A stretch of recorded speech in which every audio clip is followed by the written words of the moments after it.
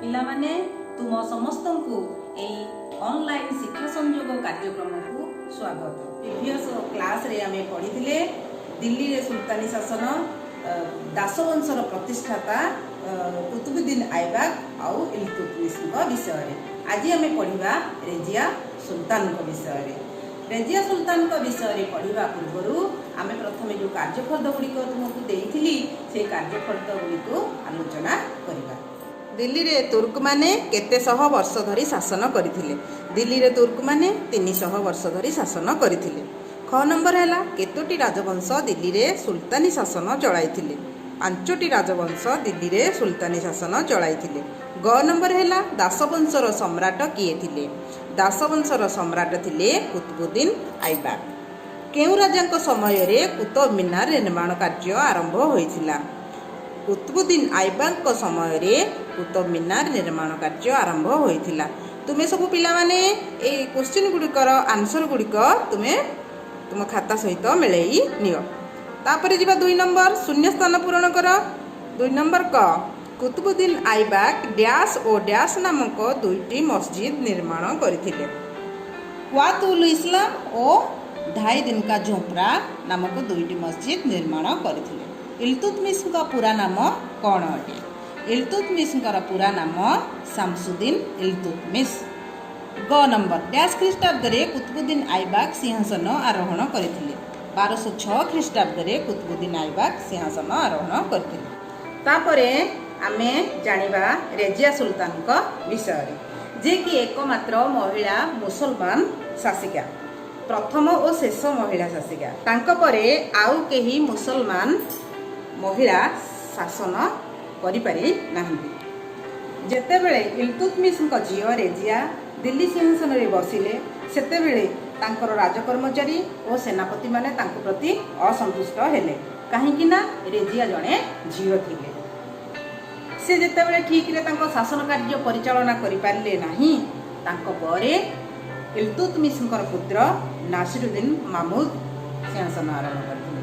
ନାସିରୁଦ୍ଦିନ ମାମୁଦଙ୍କ ମୃତ୍ୟୁ ପରେ ଆସିଲେ ଗିୟାସୁଦ୍ଦିନ ବଲବନ। ଗିୟାସୁଦ୍ଦିନ ବଲବନଙ୍କ ବିଷୟରେ ଆମେ ବହୁତ କିଛି ଜାଣିବାର ଅଛି। ସେ ଜଣେ ଦକ୍ଷ କୂଟନୈତିଜ୍ଞ ଥିଲେ। ଆମେ ଯେଉଁ 40 ଜଣ ଚିହୁଲଗାନି ଦକ୍ଷ ସମ୍ରାଟଙ୍କ କଥା ପଢ଼ିଥିଲେ, ତାଙ୍କ ମଧ୍ୟରେ ଥିଲେ ଗିୟାସୁଦ୍ଦିନ ବଲବନ। ସେ 1266 ଖ୍ରୀଷ୍ଟାବ୍ଦରୁ 1287 ଖ୍ରୀଷ୍ଟାବ୍ଦ ପର୍ଯ୍ୟନ୍ତ ରାଜ୍ୟ ଶାସନ କରିଥିଲେ। ସେ ସୈନ୍ୟବାହିନୀକୁ ପୁନଃ ସଂଗଠିତ କରିବା ସହିତ ବିଭିନ୍ନ ଦୁର୍ଗମାନ ନିର୍ମାଣ କରିଥିଲେ। ତା ସହିତ ଦିଲ୍ଲୀ ଓ ଦୋଆବ ଅଞ୍ଚଳର ଅସ୍ଥିରତାକୁ ମଧ୍ୟ ଶୃଙ୍ଖଳିତ କରିଥିଲେ। ଯେହେତୁ ବଲବନଙ୍କର ଏକ ଶକ୍ତିଶାଳୀ ସୈନ୍ୟବାହିନୀ ଥିଲା, ତେଣୁ ସେ ମଙ୍ଗୋଲମାନେ ଭାରତ ଆକ୍ରମଣ କରିପାରି ନଥିଲେ। ବଲବନ ତାଙ୍କ ସାମ୍ରାଜ୍ୟର ସୁପରିଚାଳନା ପାଇଁ ଶାସନ ଓ ସାମାଜିକ କ୍ଷେତ୍ରରେ ଅନେକ ପରିବର୍ତ୍ତନ ଆଣିଥିଲେ। କଳା ଓ ସାହିତ୍ୟର ପୃଷ୍ଠପୋଷକତା ମଧ୍ୟ କରିଥିଲେ। ଏହାଛଡ଼ା ବଲବନ ରାଜଶକ୍ତିର ପୁନଃ ପ୍ରତିଷ୍ଠା ପାଇଁ ସ୍ୱର୍ଗୀୟ ରାଜତନ୍ତ୍ର ନୀତି, ଯାହାକୁ ଡିଭାଇନ୍ ଟୁ କିଙ୍ଗସିପ୍ ବୋଲି କୁହାଯାଉଛି, ସେ କଥାକୁ ସେ ଅନୁସରଣ କରିଥିଲେ। ସୁଲତାନ ନିଜକୁ ଭଗବାନଙ୍କ ପ୍ରତିନିଧି ବା ରିପ୍ରେଜେଣ୍ଟେଟିଭ୍ ବୋଲି ଘୋଷଣା କରିଥିଲେ। ସୁଲତାନଙ୍କୁ ଦର୍ଶନ କରିବାକୁ ହେଲେ ସାଷ୍ଟାଙ୍ଗ ପ୍ରଣାମ ବା ପାଦଚୁମ୍ବନ କରିବାକୁ ପଡ଼ୁଥିଲା। ତାପରେ ତାଙ୍କ ସାମ୍ରାଜ୍ୟକୁ ସୁଦୃଢ଼ କରିବା ପାଇଁ ରକ୍ତ ଓ ଲୁହା ନୀତି ସେ ଆପଣେଇଥିଲେ। କଠୋର ନୀତି ସେ ଅବଲମ୍ବନ କରିଥିଲେ। ତାପରେ ଯଦି ଆମେ ଦେଖିବା ତାଙ୍କର କଳା ସ୍ଥାପତ୍ୟର କଥା, ସେ ଅନେକ ମସଜିଦ ନିର୍ମାଣ କରିଥିଲେ। ଗିୟାସୁଦ୍ଦିନ ବଲବନ ଦାସବଂଶର ଶ୍ରେଷ୍ଠ ସମ୍ରାଟ ଭାବେ ପରିଗଣିତ ହୋଇଥିଲେ। ତାଙ୍କର ମୃତ୍ୟୁ 1287 ଖ୍ରୀଷ୍ଟାବ୍ଦରେ ହୋଇଥିଲା। ତାଙ୍କର ମୃତ୍ୟୁ ପରେ ଦାସବଂଶର ପତନ ଘଟିଥିଲା।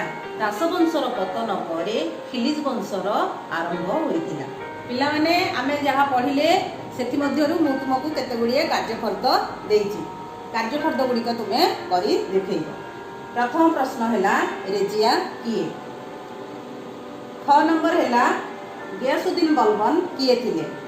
ଗ ନମ୍ବର ହେଲା ଦିଲ୍ଲୀ ସିଂହାସନରେ ବସିଥିବା ପ୍ରଥମ ଓ ଶେଷ ମୁସଲମାନ ଶାସିକା କିଏ ଥିଲେ? ଘ ନମ୍ବର ଗିୟାସୁଦ୍ଦିନ ବଲବନଙ୍କୁ ଦର୍ଶନ କରିବାକୁ ହେଲେ କ'ଣ କରିବାକୁ ପଡ଼ୁଥିଲା? ତାପରେ 2 ନମ୍ବର ଶୂନ୍ୟ ସ୍ଥାନ ପୂରଣ କର।